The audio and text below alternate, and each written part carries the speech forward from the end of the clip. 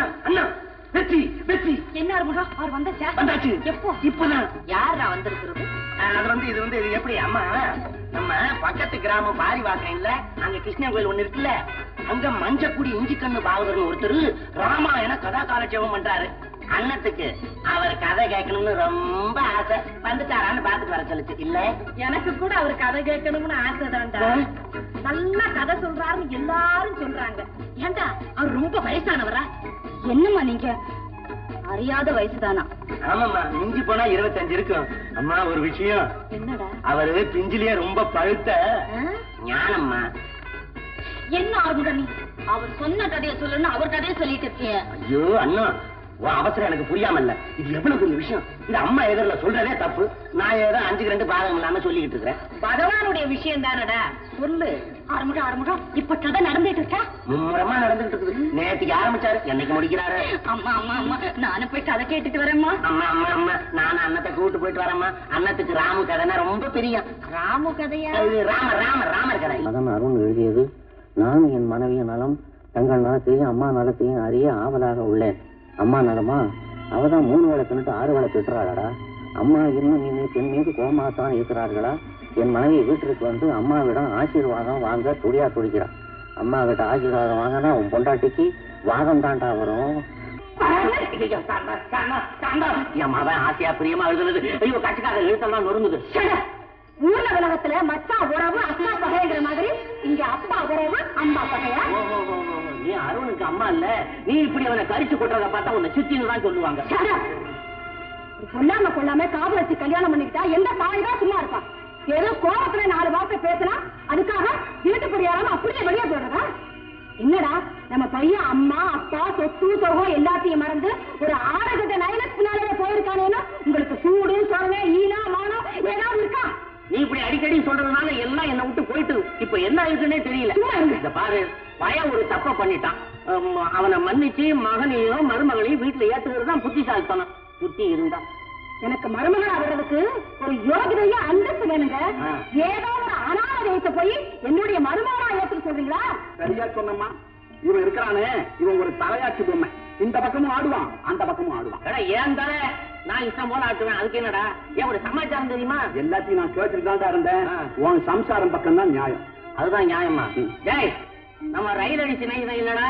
சின்ன பிள்ளையில இருந்து ஒன்னா சின்ன பள்ளிக்கூடத்தை படிச்சு ஒன்னா செய்தானவங்க. சுமாரா செல்லம் கொடுக்கறதுக்கு ஒரு அளவு வேணாமா? உன் புள்ள கட்டதே உன்னாலதான். அட பாவி, அடே உனக்கு ஒரு பையன் இருக்கிறான்டா.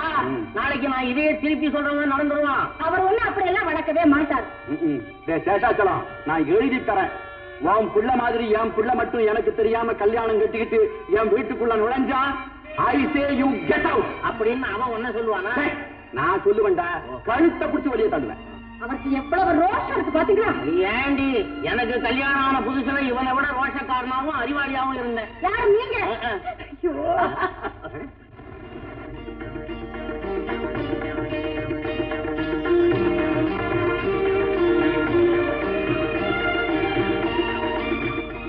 கூப்பிட்டு வரவியோ இல்ல பங்குஜத்தை கூப்பிட்டு வரவியோ எனக்கு தெரியாது. வயசு 17 தான் இருக்குது.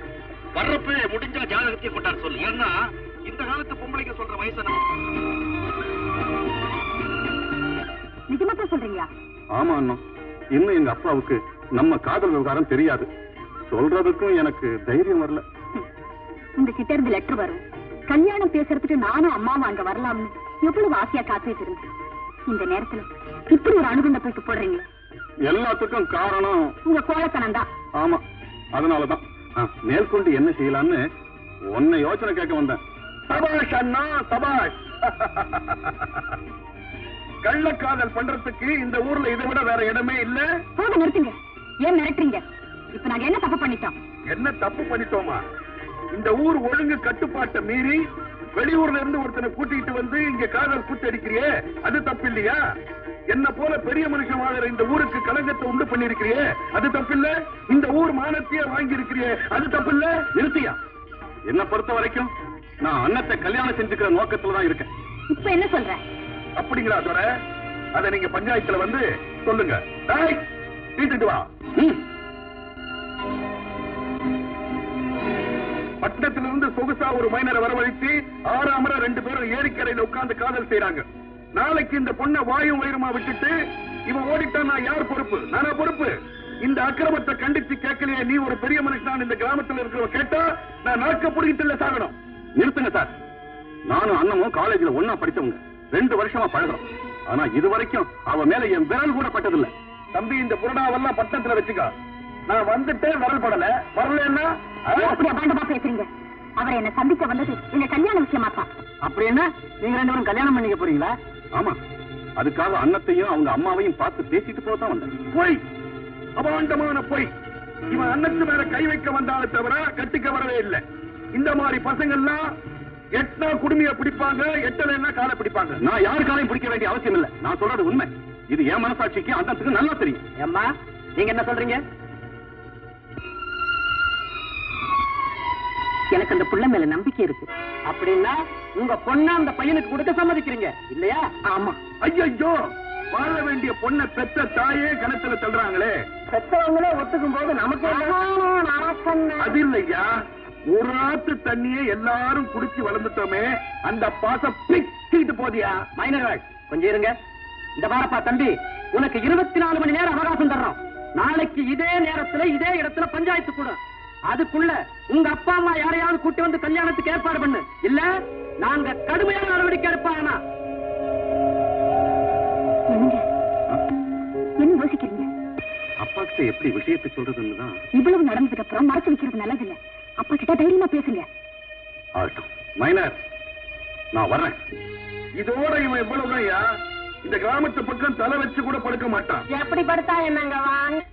ஆமாண்டா, என்னத்தடா சொல்றது? 1 2 சக்கரை வியாதி, ரத்த கொதிப்பு, நெஞ்சு வலி எல்லாம் வஞ்சனை இல்லாம இருக்கு.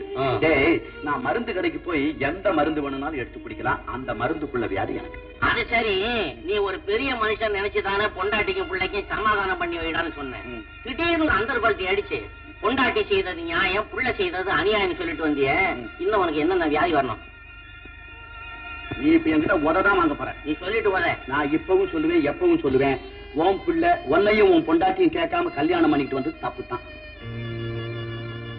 நீ சோம்பேறி சும்மா விட்டுட்ட. நானா இருந்த நிக்க வச்சு. ஒரு வேடிக்கை காட்டியா? என் பையன் ராமு இருக்கிறானே, அவனுக்கு என்ன கண்டாலே நடுக்கும். தெரிஞ்சோ தெரியாமலோ ஒரு பொண்ணை இவன் காதலிச்சுட்டான். அந்த பொண்ணு இவனை நச்சரிச்சுட்டு போல இருக்கு. ஒரு நாள் அவளை என்கிட்ட கூட்டிட்டு வந்தான். நான் பார்த்த பார்வையிலேயே வேலை கேட்டு வந்ததா போய் சொல்லிட்டான். அந்த பொண்ணும் எல்லா வகையிலையும் என் மகனுக்கு பொருத்தமானவதான். எனக்கும் பிடிச்சிருக்கு. அப்புறம் என்னடா கட்டுப்பட்டு கல்யாணத்தை பண்ண வேண்டியதானே? ஆதரிக்க தெரிஞ்சவனுக்கு அக்கறை இல்லைன்னா எனக்கு என்னடா வந்துச்சு? என்னைக்கு அவனுக்கா தைரியம் வந்து என்கிட்ட உண்மையை சொல்றானோ அடுத்த முகூர்த்தத்தை நான் அவனுக்கு கல்யாணம் பண்ணி வைக்கிறேன். அதுக்காக நான் காத்துக்கிறேன். உனக்கு உடம்பு சரியில்லை, ஏன் இப்படி கடந்து கத்துறேன்? உள்ள சொன்னா கேட்க மாட்டேனா? நீ உன் பையனும் என்ன அப்பா அம்மா மாதிரியா பழகுறீங்க? என்ன கலெக்டர் பீர் மாதிரில பழகுறீங்க? சும்மா இருடா. உன் புள்ள மேல நீ எவ்வளவு பாசம் வச்சிருக்கோ அதை விட ஒரு படி அதிகமாவே நான் என் புள்ள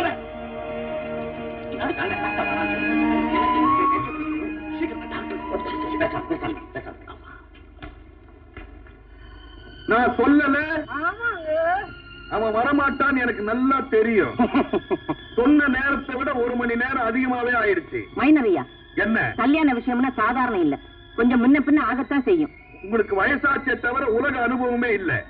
ஏய்யா, இந்த காலத்து பசங்க எவனாவது காதலிச்ச பொண்ண கல்யாணம் பண்ணி இருக்கிறானுங்களா?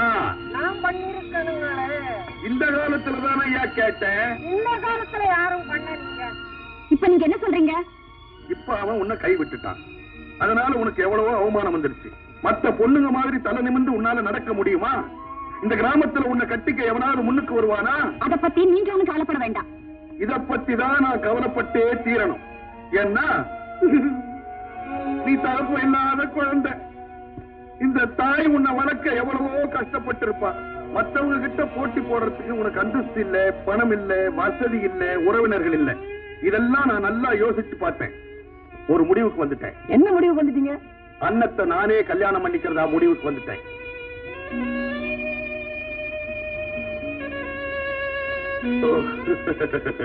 இதுக்கெல்லாம் நீங்க சம்மதிக்க மாட்டீங்க, ஒத்துக்க மாட்டீங்கன்னு எனக்கு நல்லா தெரியும். பாருங்க, என்னுடைய பிறவி மற்றவங்களுக்கு பயனுள்ளதா இருக்கட்டுமேன்னு நினைக்கிறவன்னா, அனாதியா அப்பாவியா நிக்கிற குழந்தை இதுக்கு பயன்படுத்துமேன்னு தான் நினைச்சேன். என் பெரிய மனசை பத்தி என்ன நினைக்கிறீங்க? மைனரையா, உங்க பெருந்தன்மைக்கு வேலை இல்லாம போச்சு. சாரி, லேட்டா வந்ததுக்கு மன்னிக்கணும். என்ன பட்டணம் தனியா வந்து நிக்குது? அப்பா அம்மா எங்க? வரல. இந்த கல்யாணத்துக்கு எங்க அப்பா சம்மதிக்க மாட்டாருன்னு தெரிஞ்சு போச்சு, அதனால அழைச்சிட்டு வரல. தம்பி, இப்போ உங்க முடிவு? யார் ஆதரிச்சாலும் எதிர்த்தாலும் அன்னத்தை நான் கல்யாணம் பண்ணிக்கிறதா முடிவு பண்ணிட்டேன்.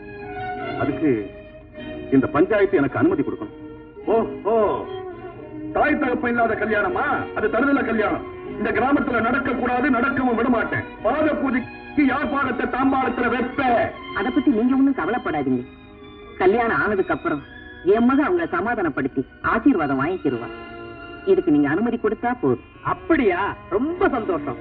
அப்படின்னா அன்னமும் ராமுவும் கல்யாணம் செய்துக்க இந்த பஞ்சாயத்து அதிகாரப்பூர்வமா அனுமதி அளிக்குது.